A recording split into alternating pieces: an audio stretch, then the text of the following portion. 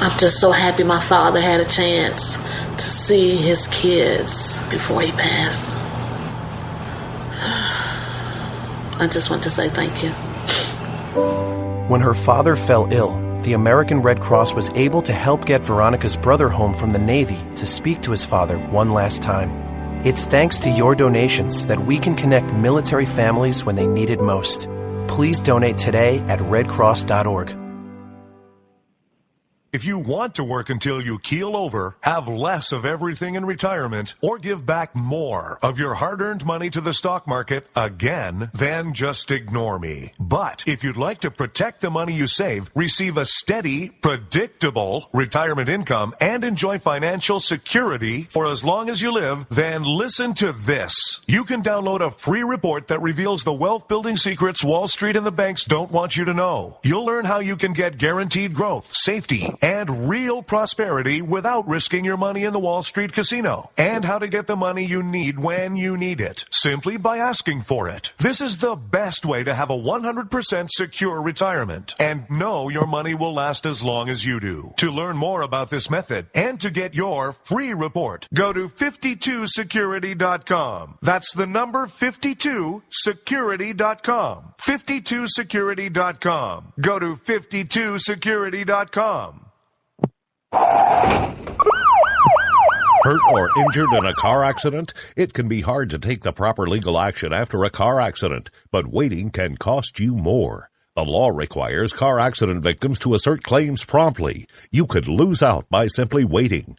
Call 800-709-4667 right now to see what your claim could be worth when handled by a skilled attorney. With a lawyer fighting and speaking up for you, you could be entitled to a big cash award. Call 800-709-4667. That's 800-709-4667.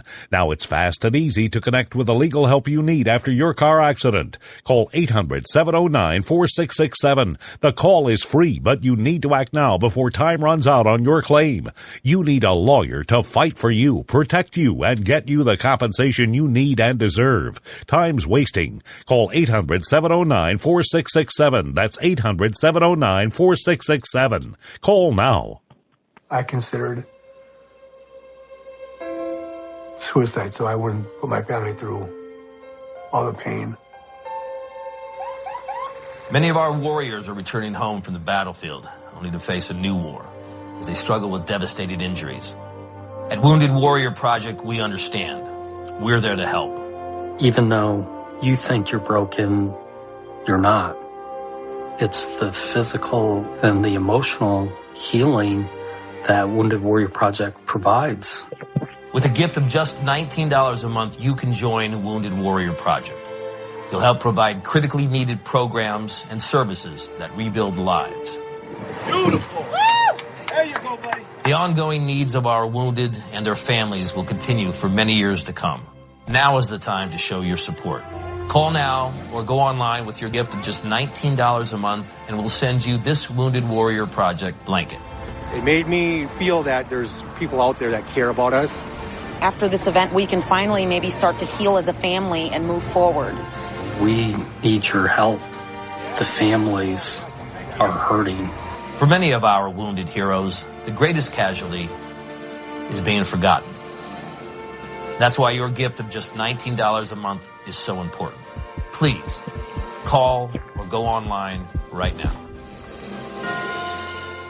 The following letters were written by our troops. My dear fellow Americans, I truly appreciate your support.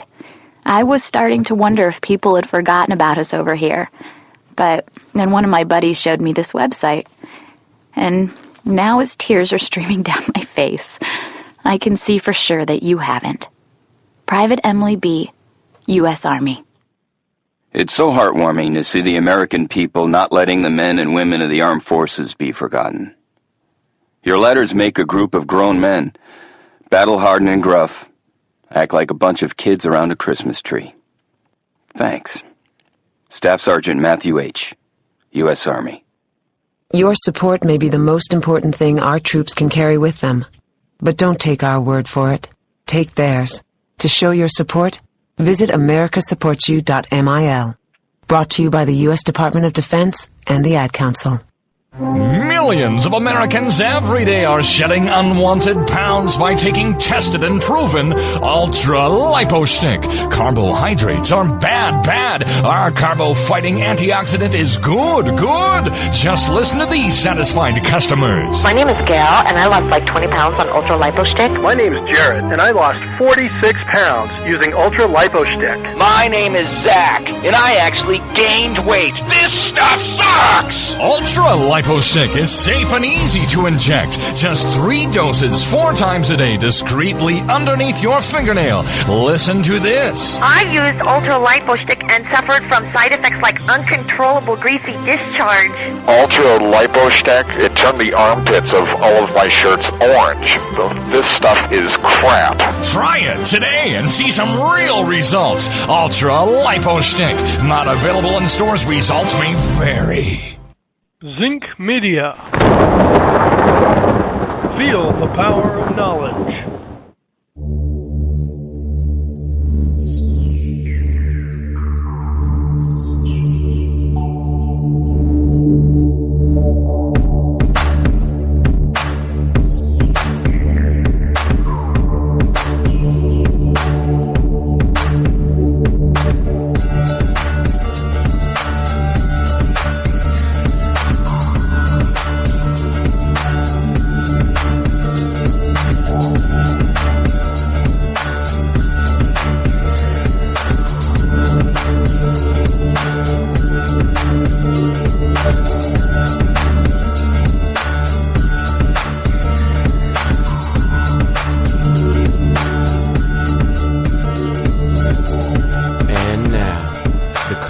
most politically incorrect black man on the planet, Rod Eccles. Well, hello, my fellow Americans. It is I, your lovable host, L. Rod, coming to you live from my bunkerized home studio somewhere within the great granite state of New Hampshire, where the state motto is still live free or die. It is not big government or bust.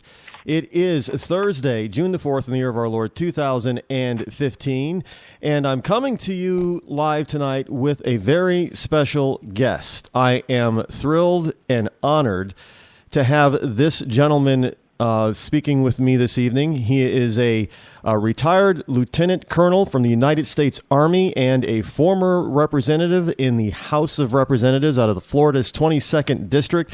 Ladies and gentlemen, please welcome Mr. Alan West. Colonel West, thank you for being here with me this evening. Rod, it's a pleasure to be with you, and I look forward to seeing you in person when I come up to New Hampshire in October. That would be absolutely awesome. Yeah, I know this state is we're getting geared up for the presidential race, and I know that you have said that you are not going to be running for president, but sir, you have to know that people are trying to draft you. Well, you know, this is not the NBA or the NFL, but I'm very humbled by that. You know, our office here at the National Center for Policy Analysis in Dallas, Texas, is about 2 miles away from where Rick Perry just announced today in Addison. So, you know, we got a deep bench. We would probably have 15 to 16 individuals running on the GOP side. I am happy to be able to support my country and serve my country in whatever capacity, but you know, right now God has me in a great position working as the president and CEO of a fantastic conservative free market think tank that's been around for 31 years. And that is the ncpa.org. Could you tell us a little bit more about what they do, what your goals are over there? Sure, and right, www.ncpa.org is the website. We're the National Center for Policy Analysis. It has been around for 31 years as a free market, private sector solutions to some of these public sector government issues. We think that that's the way that we can restore our economy and secure our energy resources and also promote our strong national defense. So we focus on tax and entitlement policy, education, healthcare, energy, and now that I'm here, we can do more in the realm of national security, which, as you know, what just recently happened down in Boston, Massachusetts, national security, and we see what the spread of militant Islamic jihadism is becoming more of a pressing issue for the American people.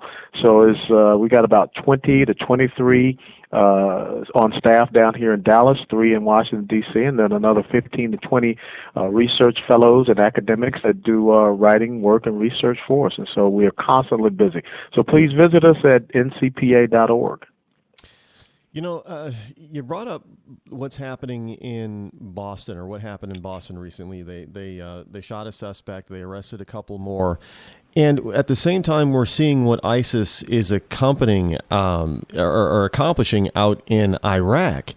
And from your perspective, do you see how bad this administration's policy is, and do you think that we've totally unraveled from the original footprint and policy that we've gained over there under the Bush administration? Well, absolutely, and I can't, today you had a very delusional statement from the House Minority Leader Nancy Pelosi, who tried to blame General David Petraeus. General David Petraeus did what the operational theater commander was supposed to do. He had victory, and we had defeated al-Qaeda in Iraq. And I served in Iraq in 2003. I was in Afghanistan from 2005 to 2007 as a civilian military advisor to the Afghan army. So we had made incredible gains. But when you have an intransigent ideologue, such as President Obama, who believes that national security strategy should be based upon campaign promises and not the reality of the enemy, then all of a sudden you steal victory from the jaws, you steal defeat from the jaws of victory. And so we now see that the vacuum that was created, and he touted as what was going to be a great accomplishment, ISIS, the Islamic State, has come in, and they have huge swaths of territory extending from Syria to Iraq, but their influence is growing all across the globe. As a matter of fact, the United Nations report last week said that in the last 9 months, ISIS has grown by 70%, and they are recruiting in 100 different countries. And it was very odd that just yesterday, the Deputy Secretary of State comes out and he gives a battle damage assessment saying that our airstrikes have killed 10,000 ISIS fighters, but then when they are asked about the means by which they could get that assessment, no one seems to have any clue about where that number came from.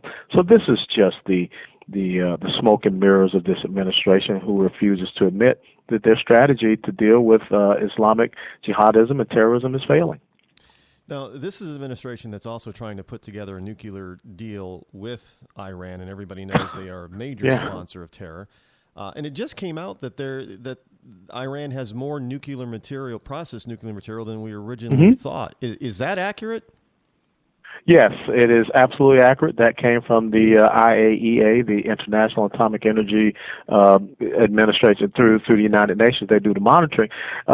Since we have gone into these quote-unquote negotiations with Iran over the past 18 months, we have seen a 20% increase of enriched uranium. And this is something, once again, that I believe in February of this year, President Obama said that they had frozen this enrichment, and this was not continuing on. And we know that the Supreme Leader has said, number one, he wants the sanctions to immediately stop. Number two, he will not have any type of inspections of military installations. There will not be what we call snap inspections or surprise inspections. So basically, they're saying that they're going to continue to do whatever the heck they want. And he has said that there's nothing not a damn thing the United States can do about that. Why are we sitting at a table, Rod, talking about negotiating with a country that is holding 4 Americans hostage? Jason Reznian, who is the Washington Post reporter, Robert Livingston, a former CIA FBI agent, Amir Hekmati, a former United States Marine, and Saeed Abedini, an American pastor. They're being held by Iran. Why are we sitting down and talking with a country that, their supreme leader is joining in chants of death to America and death to Israel? This is unconscionable. They have 4 Americans currently. It seems that the number 4 is recurring. I do believe that back in the late 70s under then President Carter, there were 444 Americans that were held hostage by the same state. Well, those were the days. Those were the days that they were held.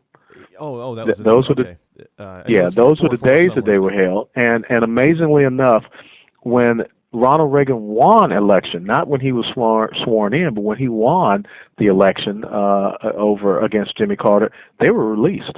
And see, that's what they understand in that part of the world, Rod, is strength and might, resolve. Recently when the president had his Middle Eastern summit, and he invited 6